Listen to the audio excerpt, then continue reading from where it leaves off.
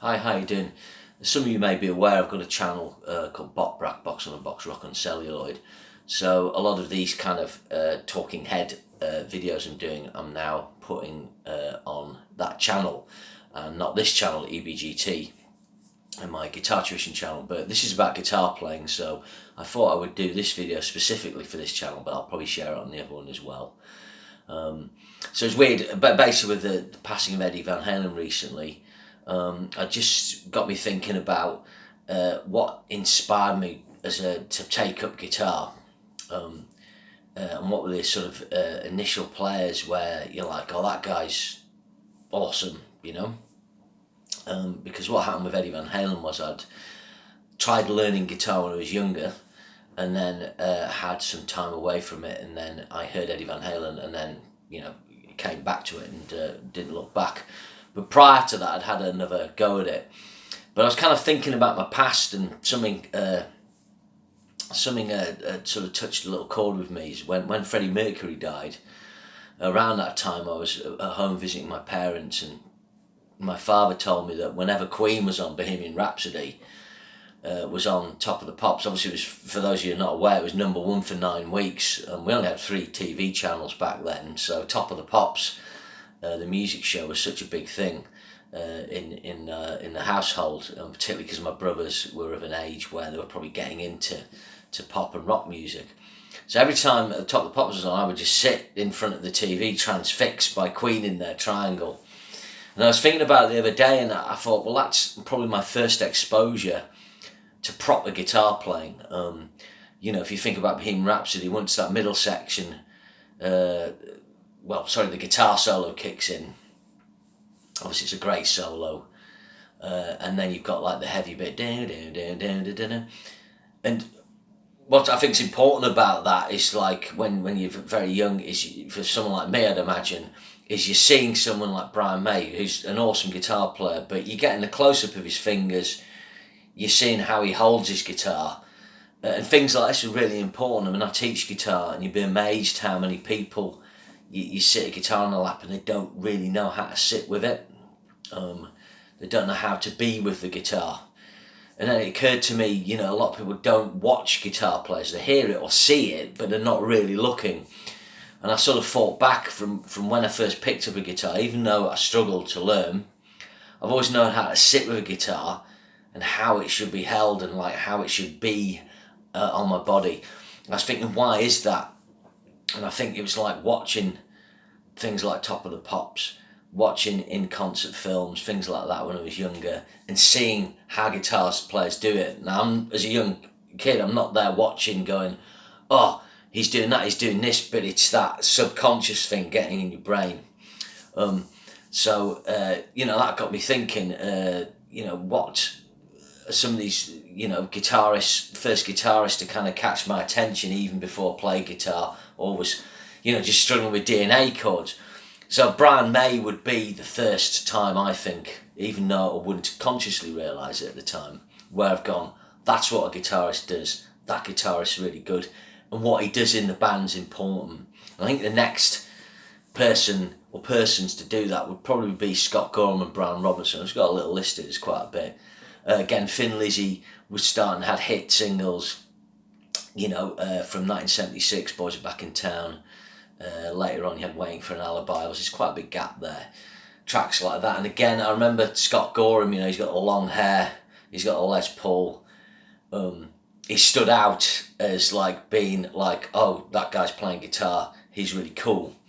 Later on I would get Adventures of Thin Lizzy and the Johnny the Fox album and Fighting, and getting to Gorham and Robertson, and they were two of the first players where, oh, this guitar playing's great. I think what I'm saying here is, like, from a young age, I think I could recognise when some guitarist was infinitely better than another one.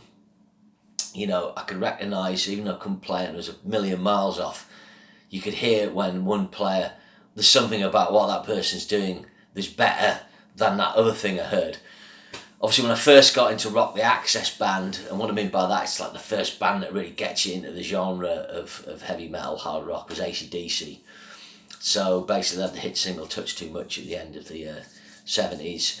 and early 80s. Bon Scott died 1980. Again, Angus was another player. You know, again, he stands out. He's Angus Young. He's kind of his own brand, and he was again another player. You know, that's a guy who's, what he does matters. You know, it's significant.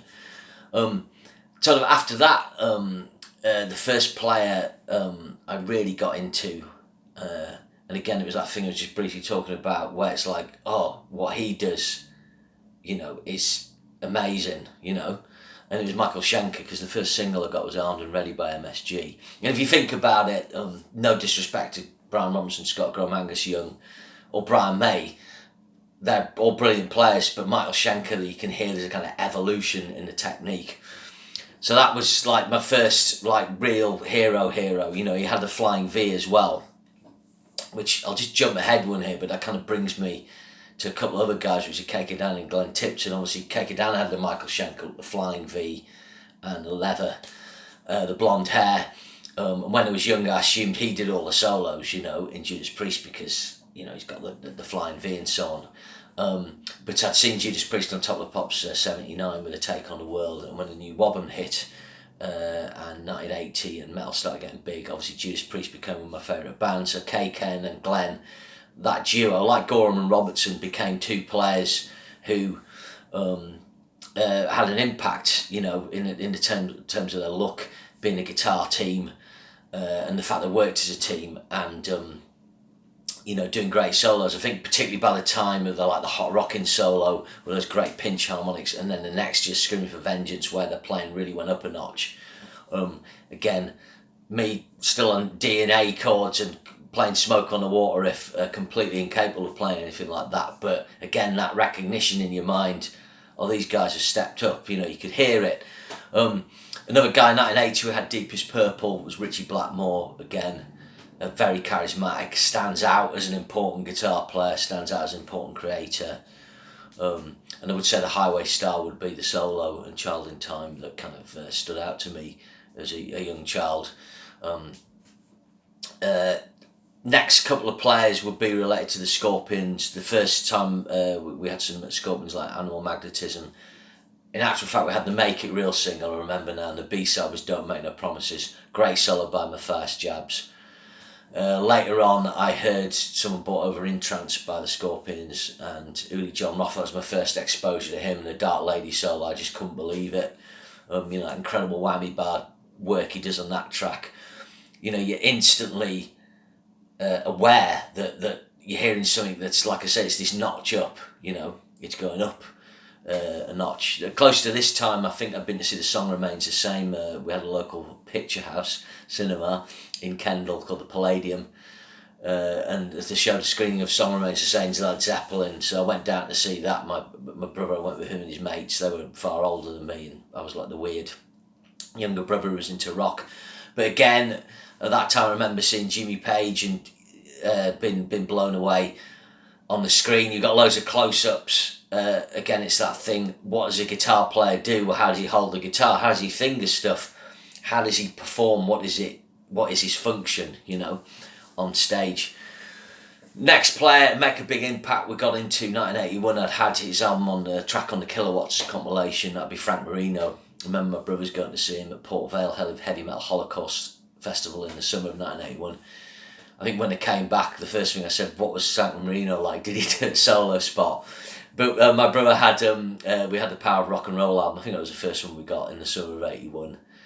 Again, phenomenal playing, and that opening track, Power Rock and Roller solo on that, you know, if you put it on now, it's several notches up. You know, at that time, you know, you got Van Halen and Randy, and in that era immediately before them, you got Schenker, Brian May, Blackmore, Frank Marino. I would add into that incredible player. And again, around this time, I think we got the Tigers of Pantang album. I think it's Crazy Nights towards the end of the year. And I think there was a TV, live TV, I don't know if it was Oxford Roadshow, but you'll find it on YouTube, and the Tigers of Pantang were on TV and we would have watched it. Again, John Sykes looks amazing for a start, looks like a guitar hero, and again, phenomenal playing, very fast. And that was a player that stood out. Just looking on here, that was like the Gangland solo on the Spellbound album would be one where, you know, when I heard the solo, I was like, oh wow. Interestingly enough, later on when I came back to it, I realised he'd copied a Van Halen run from the You Really Got Me Eruption thing. Just looking at the solos actually on here, I said, you know, Power of Rock and Roll, you got Live In. Just checking I've kept it right there, yeah. So later on, 1983, when I was kind of not playing guitar, not having a go at it, the Cold Sweat solo by John Sykes was another one that stood out. And I remember at that time as well, my brother had the Holy Diver single by Dio, and the B-side was another version of Evil Eyes, and Viv Campbell's playing on that was, you know, something else again. I'm like, oh, that's really cool. Prior to that in 81, I'd also heard the Friday Rock Show session of Sweet Savage. I distinctly remember, you know, you could hear the guitar solos because he's so fast. It stood out, you know, in ways that other players didn't. So that was, you know, that was my guitar journey from sort of 1975, just becoming aware of music as like very, you know, 4 or 5 year old, and getting into music late 79 into 88, 82. Like I say, I stopped kind of playing my guitar back at the end of 82, and I was listening to stuff, bits of music after that, but it took me a while to get back to it. So in this period I hadn't really learnt much. I learned D chord, A chord, G, stuff like that. Smoke on the Wall, I could probably play a few little riffs like that, but I just didn't have any focus or direction. Back around that time as well, in 1981, probably 82, we had the Hemispheres on by Rush. This will be another little moment I remember, the Villa Strangiato solo, Alex Lifeson, obviously a phenomenal solo, but quite interesting because it's a natural minor scale, and he's kind of pure natural minor sound. And I remember at that time, you know, having a little tinkle on my guitar, trying to copy that sound, just going at one string. You know, it lasted like a probably hour when I was a kid, but you know, I didn't go back to that, but you know, if I'd had some direction, you know, look, this is what he's using, I probably could have explored further. So that was that. That's like enveloping that time. So basically, I've probably, you know, mentioned this before. I'm in my Eddie Van Halen tribute video. Coming from school, I'm watching a BMX video on TV, and they play Unchained, and I get in, you know, I hear Van Halen. I've got to get my guitar again. I've got to get it back off my cousin who'd borrowed it. And I bought the Fair Warning album, and so on. So that started my proper guitar journey. So I'm just about to turn 14. I'd heard Eddie Van Halen before this, along with Randy Rhoads, and I didn't get them. I couldn't quite understand. To me, it kind of sounded a bit out of tune, which sounds ridiculous because they're both really melodic, but because they're kind of a more American sound, although Randy Rhoads is very European, I just didn't quite get it. At the time, I was into Schenker, I was into Frank Marino, players like that. Like I say, it just didn't quite I didn't quite understand it. When I heard Unchained, you know, totally understood it. So that was my first port of call getting back into guitar in 85. Obviously this video is 75 to 85. So that was like the sort of second and real ignition for me. And there's a few sort of players stand out in this period, and we'll carry on. I'm going to do the next video, which you'll see, which will be 85 to 90. These players will appear, but obviously there was Van Halen and Randy Rhoads.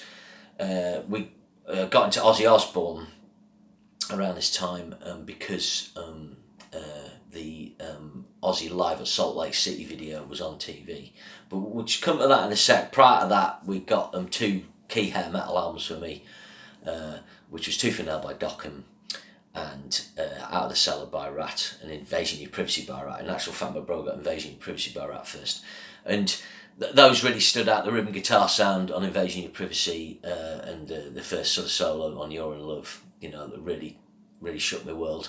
And Tooth and Nail, once we heard the first track after the instrumental opens the album, the title track, the solo George Lynch does, you know, distinctly remember we're sitting listening to it with my brother. As soon as the solo finished, we just turned to each other in exactly the same time. We just had good solo.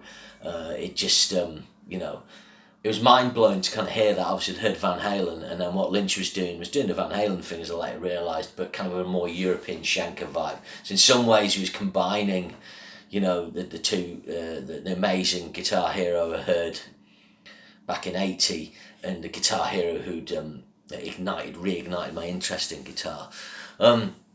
So those two were like kind of in that summer of '85. I went on holiday for a week's holiday in France, very lucky. 1985, and my middle brother didn't come with us, and there was an Ozzy Osbourne gig I just mentioned on the Salt Lake City show, and he was going to video record that. So when I got back, I was like, "Did you record the Ozzy Osbourne gig?" He goes, "Yeah," and I said, "Oh," and he said, "Oh, with some good fretwork frenzies by J.K. Lee." And that's what we called solos, and like fretwork frenzy.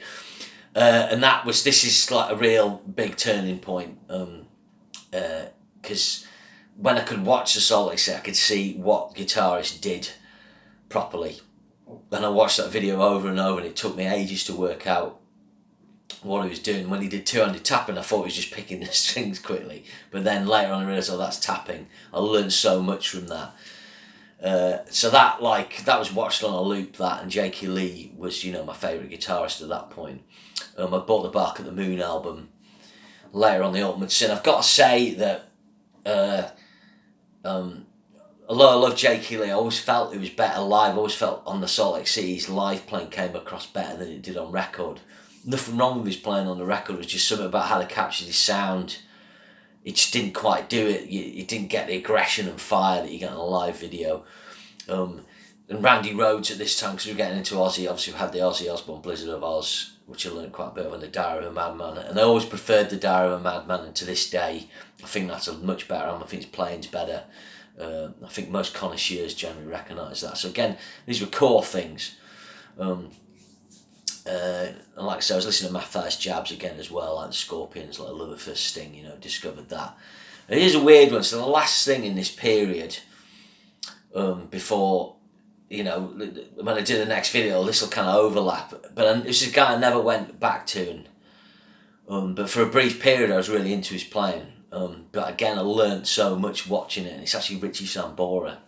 So the Ozzy Osbourne film was on, the live concert from Salt Lake City. The week later, the week after, they had Bon Jovi live in Japan. Now, you can watch the whole video on YouTube, but they only did a half-hour edit for TV. I'm guessing it was on BBC One late at night, BBC Two.